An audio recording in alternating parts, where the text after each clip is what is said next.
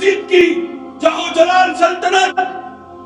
کہاں ہے وہ یزید کا جبر و جبروت، اس کی سلطنت، اس کا اثر و رسوخ، اس کی شان و شوکت، اس کا خاندان کا فخر. آج نسل میں بھی یزید اگر کوئی زندہ بھی ہو تو نام یزید دینے پہ گھبرائے گا اور حسین کا غلام ہونے کا احساس نہیں. یہ ہے رجب کا مہینہ، 27 رجب، معراج کا مہینے کی وہ تاریخ جو وجہ تخلیق کائنات عالم میں خلقت انسانیت کو اعزاز بخشنا تھا، جس کے لیے حضرت آدم علیہ السلام سے سلسلہ نبوت شروع ہوا، حضرت عیسیٰ علیہ السلام تک یہ سلسلہ ہر خطے، علاقے،